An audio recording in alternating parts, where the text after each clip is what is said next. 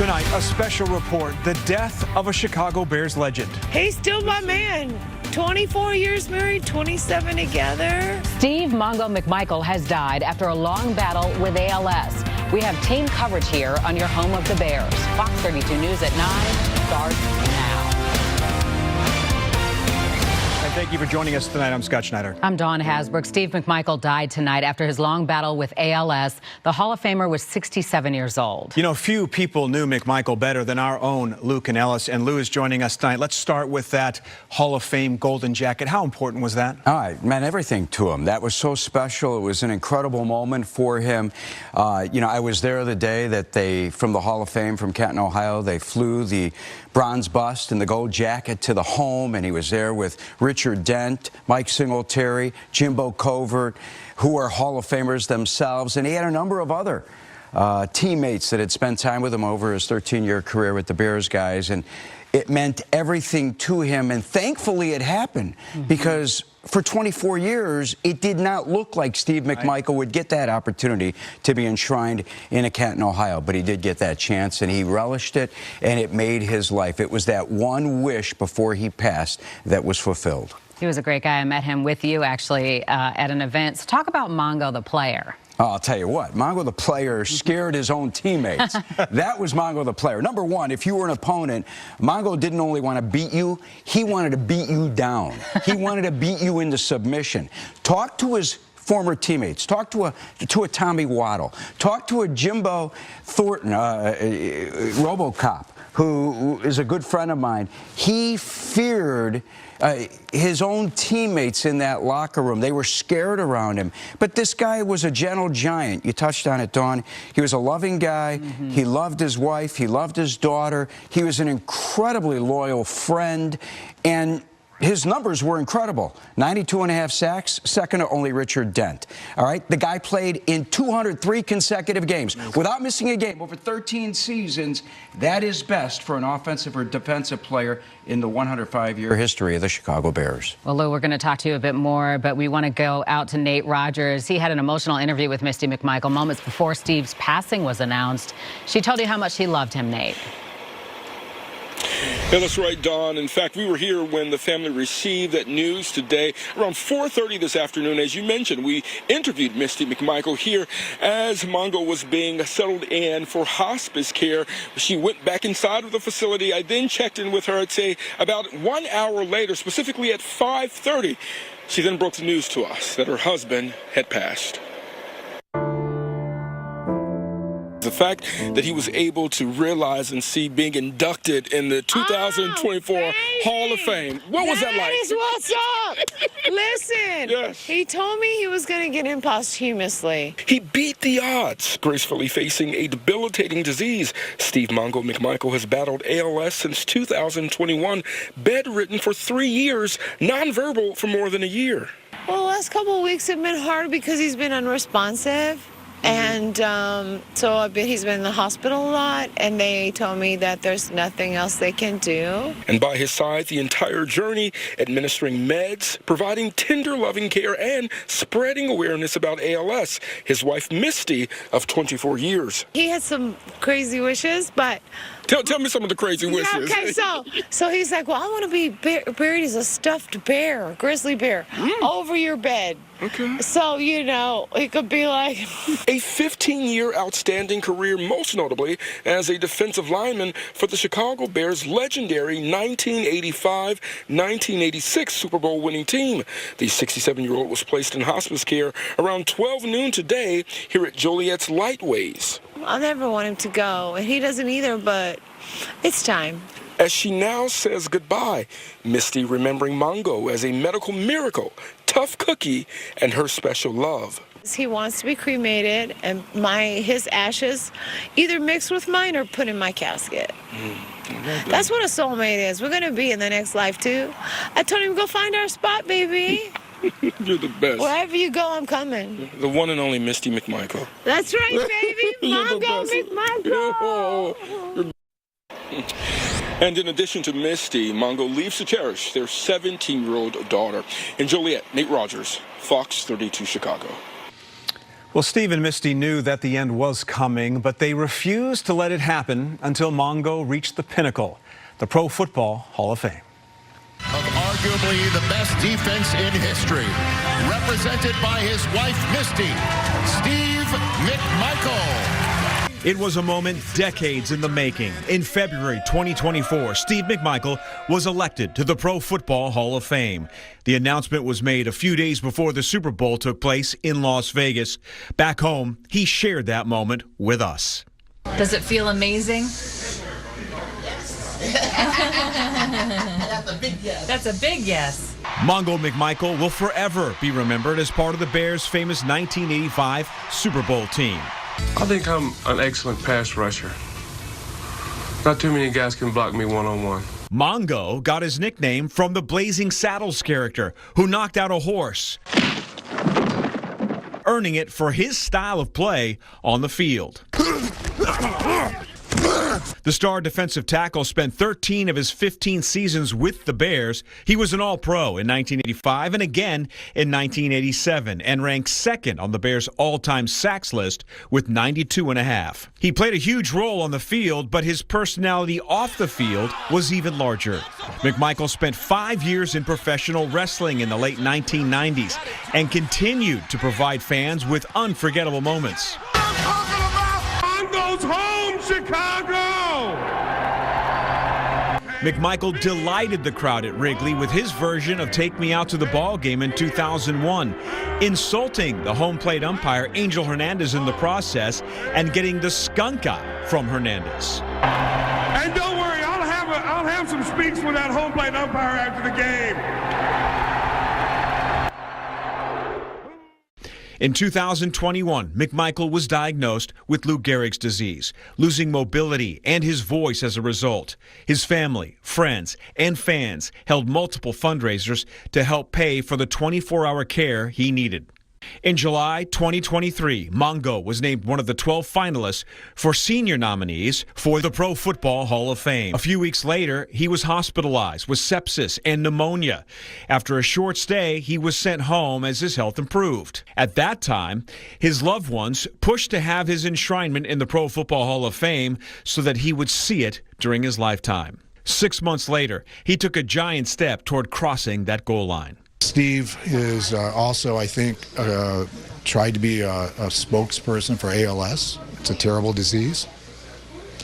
So I give him a lot of credit for that as well. But I think more than anything else, the whole Bear community should be very proud. McMichael is survived by his wife, Misty, and numerous fans who will forever remember his contributions to Bears history. Lou, final thoughts. Yeah, he lived 67 years, but it seemed like 167 years. The man did it all. You just saw, played in the NFL, was terrific in college, was a wrestler, was on radio, was on TV. The man lived life to its fullest. Full life. Thank you, Lou. We'll be right back after this. Still ahead, a killer's own words. Shocking details revealed at the Highland Park parade shooter's sentencing. And who will take the seat? Reaction tonight to Senator Dick Durbin's announcement he will not seek re-election. And we had temperatures that were in the 70s today. Tomorrow, most of us will make it there, a few in the 80s, but lakefront locations are going to see a big drop in temps in the afternoon. Those details coming up.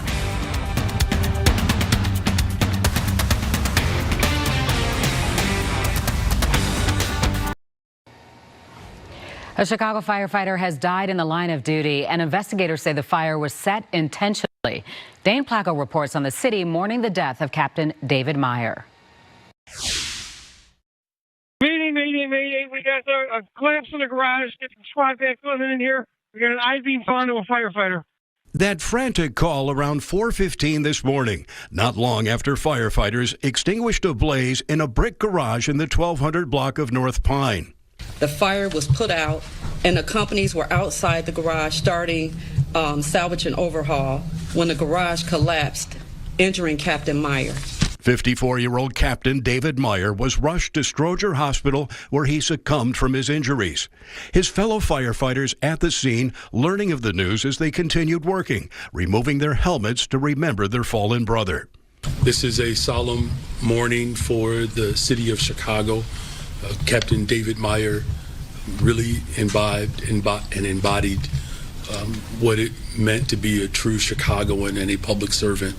Meyer joined the department in 1996 and had spent most of his 28-year career working in firehouses on the West Side. He leaves behind a wife, 3 daughters, and a son, and both of his parents. The commissioner says Meyer had worked at Truck 29 for many years and was friends with hundreds in the department, including herself. And you know, when you get a call in the middle of the early morning, you don't wrap your mind around who it is. And when I get here and look, I go, oh my God, I know him.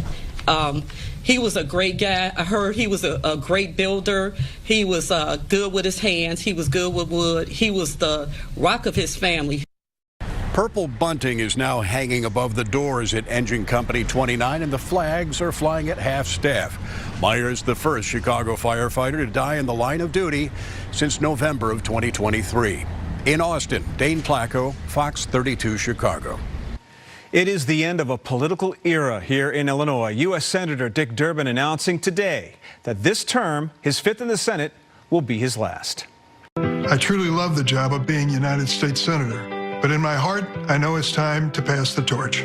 So I'm announcing today that I will not be seeking re-election. Tributes from top Illinois Democrats have since been pouring in. We're going to have much more in-depth coverage on Senator Durbin's announcement straight ahead at 9:30 with Paris Schutz leading a special panel discussion. Meantime, the other big story is this pleasant warm-up we've been enjoying. Can we keep it going? We can keep it going in most areas tomorrow, but not for everyone. So we're going to have one of those pesky lake breezes coming in tomorrow afternoon, and that's going to make a huge difference when it comes to the temperatures from noon through the early evening hours of tomorrow. But your high temperatures today, we ended up topping out in the 70s. Couple spots actually touched close to 80. We made it to 81 degrees in Gary, 76 at O'Hare, 70 degrees in Waukegan. So that was one of our cooler spots. Futurecast temps taking the clock to 7 a.m. tomorrow. We're waking up in the low to mid 50s. And then going throughout the day, here's what we're expecting. So a lot of us are going to be able to touch the upper 60s to low 70s, but then notice closer to the lakefront during the afternoon. We have that lake-enhanced cold front coming in. So 50s and 60s is what we're going to drop down to during the later afternoon hours. But for those of you further inland, notice Rensselaer, 80s possible, all the way over toward LaSalle. And then we're going to be in the 70s for the majority of the Chicagoland area. But in the city and any lakefront community in northeastern Illinois and in northwest Indiana, we're going to see those temperatures dropping very quickly tomorrow afternoon. The radar, we do have some storms further off to our west. Some of those may try to skirt right along the Wisconsin state line, but I think most areas are looking just fine. We're going to be partly cloudy tonight. Temperatures are going to be dropping down to about 54 degrees, and we'll have south winds only about 3 to 6 miles per hour. So your 7-day forecast tomorrow, again, a wide range of temperatures. If you're closer to the lakefront, I think you'll see your highs in the upper 60s, low 70s, but then drop into the 50s and 60s. For those of you, places like DeKalb County, Kane County, LaSalle County, you're very easily making it into the 80s tomorrow. And then on Friday, we have a cold front coming through, a high of 70 degrees. That cold front's going to knock us back down to the 50s on Saturday, but by Sunday, we're back up to the upper 60s and then 80s. Expected early next week with a chance of strong to severe storms on Tuesday. Let's take a check of your weather pick of the day. This one coming to us from Tom, and this was in Minooka. This was just a couple days ago when we had those showers and storms rolling through. Beautiful rainbow there. For those of you that would like to see your photo here on the news, all you have to do is download our Fox 32 weather app and then click submit right on the bottom of your screen. Thank you, Emily. We're coming right back after this.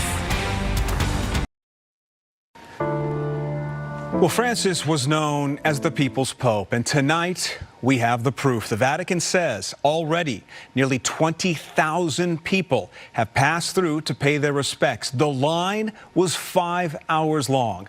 Vatican officials say they may keep St. Peter's Basilica open past midnight until the public viewing ends on Friday. Then it's the funeral, and the conclave to elect a new pope is set to begin in May. The highly anticipated sentencing hearing for Robert Crimo III will continue tomorrow with at least one more victim impact statement yet to be heard. Crimo admitted to killing 7 people and injuring dozens more during Highland Park's 4th of July parade in 2022. Casey Cronis has an update from the Lake County Courthouse. With courage and strength, community members whose lives were turned upside down by the Highland Park parade attack spoke from the heart. Children and spouses of the victims, including Jackie Sondheim, Eduardo Uvaldo, and Catherine Goldstein, sharing how a joyous day turned to darkness. Some expressing that no matter the sentence, justice cannot be served. In court, we also heard testimony from police officers, an FBI agent, a doctor, and a witness, Dana Reuter Ring, who was hit with shrapnel. She and her husband took Irina and Kevin McCarthy's son, Aiden, home while police worked to identify his parents, who'd both been killed. As the chaos was unfolding, they came across a woman whose name we still don't know, who was holding little Aiden in her arms. This woman handed Dana little Aiden and said, in sum and substance, that the blood isn't ours and he's not mine. Video clips of Robert Crimo III's initial interview with police were also shown. In it, he expresses no remorse, says he felt like a zombie during the shooting, and tells the detective he'd been planning it for a couple years. The mass murderer did not show up in court, a stunt he's pulled in the past. He knew what he was going to hear. He knew how many lives he had changed, and he didn't want to face it. Chicago trial attorney Karen Conti says giving victims the chance to speak is one step closer to closure. Because we know what the outcome is. He's already been convicted. He's going to jail, and now they have the power. They have the power over him to say what they needed to say for all these years. The emotional proceeding is set to continue for a second day. Again, Crimo refused to show up, and his parents, who we've seen at other hearings, weren't here either. Reporting from the Lake County Courthouse, Casey Cronus, Fox 32, Chicago. Blues back with us next with late developments as the Bears gear up for tomorrow's NFL draft in Packerland. Welcome back. Steve McMichael fought on the football field as hard as any player, and his fight against ALS just as fierce. He lived out his dream, inducted into the Pro Football Hall of Fame, presented with his gold jacket and his bronze bust with his teammates alongside. Steve gave in tonight to ALS, passing away at the age of 67. NFL draft just over, 21 hours away now. There's only a handful of elite players. Bears hoping one falls to 10 when they pick. Our Cassie Carlson's at the NFL draft in Green Bay. Talked with LSU's Will Campbell and Boise State's Ashton Jeanty. She asked Jeanty if he thought the Bears might trade up to snag him. The group of coaches that was there that I was able to meet with, they put together a great staff. Ben Johnson, Bieniemy, the running back coach. Facilities was great. City was nice. So it was just a great experience overall. I think there's a few different teams that we want to trade up. But, like I said, we just got to see what happens. It's a great organization. They obviously, have a good team. I love their coach, Ben Johnson, great guy. He knows what he likes. They have a powerful offense. And, Detroit had, some interaction, but it's been good so far. By the way, the Bears told Campbell he'd play left tackle if they draft him. Tomorrow night, our Fox 32 Bears draft special. Anthony Herron and I will be at Soldier Field. Cassie's in Green Bay. Tina Wynn at Hallis Hall. Javon Dexter will join us. Jeff Joniak as well. Show starts at 5:30 and we'll be on until 7 o'clock. Cubs coming off last night's thrilling 10th inning win, trying to capture the season series over L.A. Peter Crow Armstrong, look at that. The tee shot to the opposite field. 3-run home run into the basket. 3-2 Cubs lead. Bottom of the 5th, Cubs down 2. Dansby Swanson ties it up. Bounces a 2-run single with the bases loaded. And later in the inning, PCA again extends the lead. Monster game from PCA. 3 hits, 4 RBIs. Cubs sweep the Dodgers, win the night 7-6, and capture the season series as well. White Sox in Minnesota, they trail the Twins 6-3 in the 8th. We'll be right back. And a final check of your 7-day forecast. Tonight, we're going to be dropping down to the low to mid 50s. And then tomorrow, we're going to have that really wide range of temps. So dropping down into the 50s and 60s at the lakefront during the afternoon after setting a high in the upper 60s to low 70s. And then for those of you out in the burbs, you are going to be enjoying 70s and 80s tomorrow. Ooh. We have showers and storms on Friday, cool on Saturday, but early next week, it's going to be very warm 80s Monday and Tuesday. All right. Thanks for watching us at 9. Remember, you can catch us anytime on your smart TV. It's Fox Local. We are on all the streaming platforms. Always start your day with Good Day Chicago tomorrow morning at 4:30. Right now, we want to turn it over to Paris. Good night.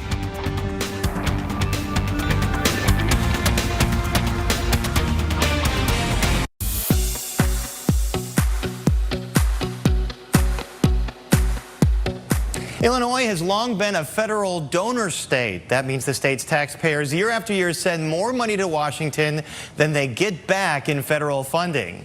A 2022 study from the Rockefeller Institute of Government shows that Illinois is one of 13 donor states. And the picture isn't likely to get any better with Trump in the White House and his vow to withhold billions from sanctuary cities and states. Other states get back more than they give. So how do they do that? Well, part of it is having members in Congress in positions of influence. And for the last decade or so of his 44-year career in Washington, Durbin has been that person for Illinois, bringing home federal grants for Illinois hospitals, for anti-violence initiatives, for substance abuse treatment centers like Haymarket in the West Loop. Senator Durbin has also been the #2 ranking Democrat in the Senate and the top Democrat on the Senate Judiciary Committee. When his party holds the majority, Durbin has been the lead on appointing federal judges, including in 2002 Supreme Court Justice Ketanji Brown Jackson. Now, add to all this, Politico is reporting that longtime Northside Congresswoman Jan Schakowsky will announce her retirement early next month. So there are virtually no members of the Illinois congressional delegation now that serve as ranking members on important committees that help fast-track legislation that could impact the state. And whoever replaces Durbin will begin their tenure low on the totem pole in terms of party ranking, which means a large onus falls on current Illinois junior U.S. Senator Tammy Duckworth. She's built a national profile with her advocacy for veterans, as well as on issues like abortion and in vitro fertilization. Durbin has groomed Duckworth for this moment, and now it's up to her to ascend to the higher ranks of her party to be able to serve as a ranking member on some important committee, to be able to have party leaders' ear when in the majority lead the way. Now, Senator Durbin has been one of Washington's strongest advocates for the rights of undocumented residents, especially those brought here at a young age by parents. The so-called Dreamers will have to find new champions if Durbin's coveted DREAM Act to give them citizenship is ever to become a reality. Durbin's mentor was the late Senator Paul Simon, another liberal lion of the Senate. And when Durbin steps down, Illinois will be at a bigger disadvantage than it already is unless Illinois' congressional delegation can stop boxing below its weight class. Much more in a second, and that's our opening shot. Coming up on Paris on Politics. Tonight. So I'm announcing today that I will not be seeking re-election at the end of my term. A lion of the Senate plans to call it quits after nearly 30 years inside Illinois Senator Dick Durbin's decision to retire. And let the succession sweepstakes begin. We handicap the contenders to replace Durbin. That's the very reason why we founded this country in the first place, was that we were not going to have kings or dictators or tyrants. And is the United States no longer a democracy? A prominent Yale historian and author of the book On Tyranny with his disturbing answer. This is Paris on Politics from Fox 32 Chicago. The people of Illinois have honored me with this responsibility longer than anyone elected to the Senate in our state's history. I'm truly grateful. Right now, the challenges facing our country are historic and unprecedented. The threats to our democracy and way of life are very real. And I can assure you, I'll do everything in my power to fight for Illinois and the future of our country every day of my remaining time in the Senate. Run through the and welcome to Paris on Politics, where we go behind the headlines and beyond the spin. Durbin's announcement is the first big domino to fall in Illinois politics this year, with a feverish race already underway to replace him. And joining us to dig in on all of this is Democratic political consultant Delmarie Cobb, Fox 32 political analyst Mike Flannery, and Democratic strategist Pete Giangreco. No better group of people to talk about this on a very momentous day. Delmarie Cobb, long anticipated but not a surprising announcement today. No, it wasn't a surprising. You could tell from the fact that Durbin hadn't really been raising any money, so everybody anticipated that, you know, it was only a matter of time before he announced that he wasn't going to run again. Mike Flannery, I mean, we have a year or so to get into this, but what is his immediate legacy? Well, you've touched on it. You know, the fact that he was served as a senator longer than anybody from Illinois ever.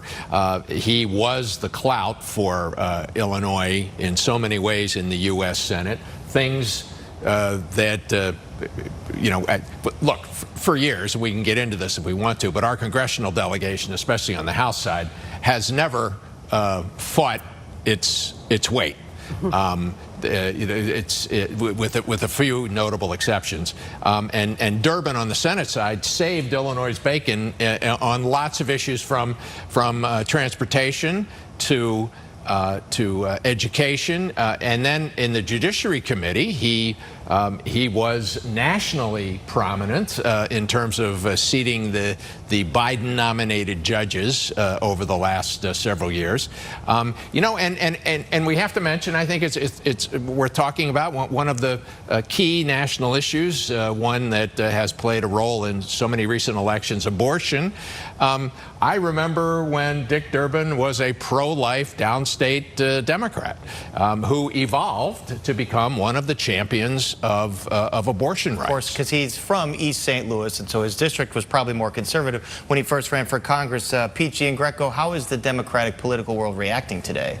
Well, I mean, I think, first of all, it's gratitude. I mean, if you've ever walked on an airplane and no one's smoking on it, Dick Durbin did that as a junior member of Congress in 1988, with Ronald Reagan as president. So early on, he worked with both parties and as you said, swung above his weight. If your parents brought you to this country as a baby and you wanted to stick around and not get deported, you're the embodiment of the American dream. The Dreamers legislation, that was Dick Durbin. It hasn't, I mean, it has not been signed into law, but we know. Well, Obama had an executive order on it. It was based on Durbin. And you know, it's rare that you see in politics somebody who puts the job ahead of themselves. And the biggest embodiment of that is, here's Dick Durbin, the senior senator from Illinois, first senator to endorse junior Senator Barack Obama for president. Not a lot in a 100 egos that you can't get any bigger than the U.S. Senate. Right. For Dick Durbin to say, I'm going to take a step back because we've got real promise with Barack Obama. And he was the one saying, do it now, while the iron is hot. Obama was at the time saying, maybe I need some more years in the Senate. All right, so I mentioned we have a lot of time left, more than a year and a half, to get into Durbin's legacy, but we do have to talk about the field that's shaping up now to replace him. This is going to be one of the hottest races we've seen in a while. Del Marie Cobb, who are the top names that stand out to you? Well, we're just so fortunate to have such a deep bench. Not many states can say that. And so we've got Raja Krishnamurthy, of course, who's been raising money. He's a prolific fundraiser. And Lauren Underwood, Robin Kelly, Juliana Stratton. You've got Nikki Buzinski. You've got... She's a downstate Democratic congresswoman. And right. You've got Michael Farish. So it's so many. I mean, there's going to be at least 12 people, if not more. And, you know, Mike Flannery, Raja Krishnamurthy has been talked about because of his prolific fundraising. He's already got $19 million in the bank. Does that make a difference in a race like this? Well, it absolutely does. And he's tapped into a lot of money from the Indians from the subcontinent diaspora here. There's, you know, you look at the addresses of his campaign contributors, they're from all over the country. He's been a real workhorse on Capitol Hill. He gets down into the details of legislation and into the nuts and bolts. You know, he's one of those guys who you can't pin down. You know, you can't trip him up with detailed questions because he understands the details. In fact, he was out giving a press conference calling on Pete Hegseth to resign from the Department of Defense recently. So he's been out there on these big issues. And he's done things like, I'll tell you, Lori Lightfoot talked about, and before her, Mayor Emanuel had also talked about doing some sort of help to divert certain 911 calls to healthcare professionals, mental health professionals. Do you know one of the earliest, and at least it was successful last time I looked at it, it had a pretty good track record, was based on a grant that Krishnamurthy got for the Schaumburg PD to have mental health professionals travel with those officers when appropriate. And it was based on the success there that it's now in a number of Chicago police precincts. So he has issues to hang his hat on, or that Republicans can attack him on. But Peachy and Greco, when you look at Lieutenant Governor Juliana Stratton, she started her own PAC. Is it a cinch that because she's Governor Pritzker's #2 that she'll have his backing and what comes along with that, which is lots of money? Well, that's the real question for Lieutenant Governor Stratton is does Governor Pritzker's support look like a press conference and a $5,000 check, or is it a super PAC and something much bigger than that that levels the playing field? But let's be clear. I mean, Del Marie made a very good case. We do have a deep bench here. There's no front runner in this race. Right now, if you did a poll, this ubiquitous candidate named Undecided would probably be leading. So this thing is a fresh start. Yes, Raja has a lot of money, but the money doesn't always buy you love in politics. And then there's Lauren Underwood, Congressman, younger Del Marie. There's been a lot of talk about a generational shift here that the party needs. Would that benefit her maybe a little bit? Well, it certainly would benefit her. And when you consider how she became the congressman from that area, from that district, I mean, she defeated 6 white male candidates. And so that's major in itself. And she came in with that whole progressive class. So she's thought of sort of as that progressive group. She's not quite as progressive as some of them, but she has a wide swath of support. Now, does she have the inner city of Chicago? After African Americans in the city, they've got to get to know her. They probably don't know her that well, but that's only a matter of time. That's what this period is about, is now introducing yourself to everybody. She'll probably have to spend some more time then in the city. Mike Flannery, Rahm Emanuel, former Chicago mayor, is he a realistic choice to get in? We know he's chomping at the bit to get back in somehow. He could raise money too. You know, he's been on a people joke about his media tour on podcasts and columnists. You know, he's got many of the key national media folks on speed dial. When he left Tokyo, where he was ambassador for Joe Biden to Japan, he came back at the beginning of this year and was doing a media round robin. I think this is something he's going to think about. He wants to be mentioned for all of these campaigns. But you know, he of course is somebody who's been around a long time. I think one thing that is worth mentioning is if Lauren Underwood were to run, and in addition, Raja Krishnamurthy and then Jan Schakowsky not running, that puts 3 suburban congressional districts. Don't forget Robin Kelly. Robin Kelly, Congressman Robin Kelly, my guess is also interested in this. She's interested, and I'm sure she wants to be mentioned again. In the end, maybe she doesn't run, but yeah. So I think for sure we're gonna, or it's more likely we're gonna get 3 suburban congressional seats and maybe 4 in play. A lot for me to cover and you all to analyze. Peachy and Greco, what about Republican? Is this a year where Illinois could flip red? We've got Congressman Darren LaHood from Peoria potentially interested here, or is this a cinch for Democrats? I think the Republicans will make the mistake of looking at the performance of the presidential candidate here, which was way down in 2024 compared to 2020 and other years, and mistake it for an opening that Illinois has shifted is a little less blue than it was. That'd be a misread on their part. This is a solidly blue state, and I think the winner of the primary, unless there's some major thing that comes out afterwards, you're going to see the senator elected in March of 2026 in the Democratic primary. I don't think the Republicans have a bench at all, nor do they have the math on their side here. And, you know, maybe they end up with Rob Blagojevich as their nominee. Well, we should mention Rob Blagojevich as a potential nominee who seems to be interested in throwing his hat in the ring, too. We're going to have a lot to talk about over the next year and a half, 2 years. But for now, we have to leave it here. Del Marie Cobb, Mike Flannery, Peachy, and Greco, thanks very much. And we are back after this with prominent historian Timothy Snyder.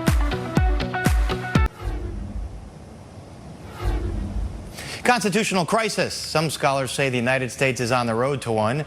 Others say the country's already there. And still others say that phrase is overused and alarmist. Our next guest would likely agree with that second characterization. He's a celebrated longtime Yale scholar and author of books most recently on freedom and on tyranny. And he hasn't been shy about calling out President Trump's governing style as anti-democratic. Historian Timothy Snyder will be appearing at the Athenaeum Theater this Sunday as part of the Chicago Humanities Festival. I spoke with him earlier and began by asking whether or not Trump's governing style is authoritarian. Oh, yes, very clearly so, and I'd be surprised if the man himself didn't define it in the same way. The whole idea that everything is up to him, that what judges say don't really matter, that we can rule without there being even legislation, the notion that Americans don't fundamentally have rights, since anybody in the country can be picked up without due process and sent away. The notion that American civil society, like universities, law firms, pretty much everyone should be under assault. Yeah, of course. I think I think the more important thing is that he'd be very comfortable with that self-designation. If you read his social media, that's pretty much how he talks about himself. And you've written extensively about authoritarian regimes. You wrote on tyranny, and one of the things you talked about in tyrannical regimes was obeying in advance, where some of the powers that be, to curry favor, would obey to sort of this authoritarian way of governance right away. Have you seen that with law firms and universities and tech moguls that have tried to curry favor? Unfortunately, yes. I mean, we think of ourselves as a people who love freedom, but loving freedom means having to recognize when somebody else is trying to accumulate too much of it, and your first response has to be not to adjust, but to do something else. So going way back before the election, we've had too many examples of people who own newspapers adjusting, people who own companies adjusting, and universities have made some mistakes too. On the good side of the ledger, universities are beginning to learn their lessons. People are protesting, and Americans are starting to act like Americans rather than just taking a step the way that the authoritarian wants them to. And one of those universities, Harvard, decided to file suit against the Trump administration rather than capitulate to some of these threats to withhold funding. Although if the Trump administration is saying, openly defying court rulings, what good is this going to do? Well, I mean, starting with Harvard, what the Trump administration was asking of Harvard essentially was to become Moscow State. It was asking Harvard to do the things that the universities do when there's no longer freedom of expression, when there's no longer freedom of speech. The whole point of a university is to be a laboratory of learning, social mobility, and fundamentally freedom. And you can't do that if the government is telling you what students to admit on what criteria, what professors to hire on what criteria, what classes to teach, how to teach them, and on the basis of what books. So Harvard was doing something that Harvard had to do. Universities are going to have to cooperate in order to maintain higher education in this country. And as far as court orders are concerned, I mean, the government only works if the executive branch, that's the president, executes the law. That is his one and only job, is to execute the law. And in cases of uncertainty, that's why we have the branch of government, which is the judiciary, to interpret the law. And in the case of Harvard, some of Trump's defenders would say, well, Harvard's a private university, and if they're getting $1 billion in public funding, it's reasonable to say there should be strings attached. What about that? I think that's a really weird thing for people who generally like the private sector to say. Because in general, people who like the private sector think that when you sign a contract, that means that both sides have to obey the contract. The kind of money that we're talking about for Harvard, this isn't some government subsidy. Those are contracts that were signed by both sides, in which, in return for government spending, Harvard does things which favor American scientific research and the general prosperity. But the point here is that a contract was signed, right? If you like the free market, if you like private initiative and so on, you can't really say it's the private company's fault when the government reneges on a contract, which is what this is fundamentally about. It's the government violating its own law and then violating a contract which it signed with a private actor. That is, of course, absurd. I don't see how anyone who's in favor of free markets or private industry or anything like that, how anybody on the conservative side would blame the private actor for government oppression. That makes no sense. And obviously here in Chicago, Northwestern University, figuring out what to do about the withholding potentially of $790 million. You brought up Kilmer Abrego Garcia. The DOJ admitted that this was a mistake, that he was not supposed to be detained. He's in El Salvador. The Supreme Court rules 9-0 that he has to come back, and yet the Trump administration has openly defied it. Their messaging strategy in their media and among their base is that he apparently is a gang member and he is undocumented, so he deserves to be out of the country. Do you have this concern that if they can defy this court order on this issue, what can't they defy the courts on? I think any reasonable person should have that concern. Of course, when they pick an issue to defy the Supreme Court, they're going to try to pick an issue where they can surround it by the sorts of visuals that you're showing now, where they can try to persuade people that, oh, this is about other people, this is about gang members, this is about criminals, and so on. But as soon as you let them do that, what you're saying is there's no law. If you're saying that the president can just, with a wave of his finger, decide who's a criminal and who's not a criminal, then you're no longer living in a rule of law state. You no longer have the Constitution. You no longer have any basis for personal freedom. The whole point of having due process is to determine whether someone's a criminal or not. And if they are, then they can be punished appropriately. But the idea, which is now the president's position, that he can just personally say that, that's the very reason why we founded this country in the first place, was that we were not going to have kings or dictators or tyrants who could just point their finger at you and say you're a criminal and make you disappear. That the whole point of having due process is that so you don't have to fear that. And if they can do it to someone who's not an American citizen, they can also do it to you, because your only chance to prove that you're an American citizen is that thing called due process. So the moment you say, oh, he doesn't deserve due process for any reason, you're saying you don't deserve it yourself and that anything can happen to you. So it's a much bigger issue than the issue of one person. You know, at this point, the Republican Party has offered no resistance, even if behind the scenes they might be concerned about what's happening, especially on the economy.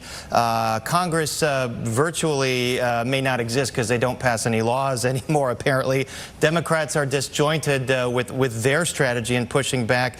You know, there was an interesting column by New York Times author David Brooks, who wrote that the resistance will have to be as outside the norm as the Trump administration has been. What do you think that would look like? Yeah, I mean that's a fundamentally correct point. Like if people want to be a democracy, that means they have to rule. If people want to be free, that means they have to show that they want to be free. And that means not just doing what the government wants you to do. It also means not just reacting against the government. It means planning your own things. It means low-level, high-level, medium-level organization. It means building coalitions with people you don't know, and maybe with people with whom you don't agree on every single issue. It means making new agreements around issues of fundamental accord. Like, for example, there should be a constitution. People should not be deported. The billionaires shouldn't control everything. The tech giant shouldn't have access to all of your data. It means acting positively, because if we don't act, or if we just react, then at the end of the day we'll end up with nothing. So what it looks like is that it looks like pageantry, it looks like a carnival, it looks like people affirming things they care about and therefore having a good time. It looks like Americans realizing they're Americans because they're cooperating with other Americans. It looks like people recognizing that there really are good things in the world and not just tyrants trying to hold them down because they see other people who also care about those good things. That's what it looks like. That was our chat with historian and author Timothy Snyder, who's going to be at the Chicago Humanities Festival on Sunday. And we're back to wrap things up in just a moment. Finally, tonight, we want this show to be a two-way conversation, so please send us your thoughts. You like what you see? Don't like what you see? Is there an issue or story you think we need to cover? Let us know. Email us at parisonpolitics@fox.com, or you can always find me on X at PASCHUTZ. And as always, keep up with all the news you need to know at fox32chicago.com and anytime on the Fox Local app. We'll see you next time.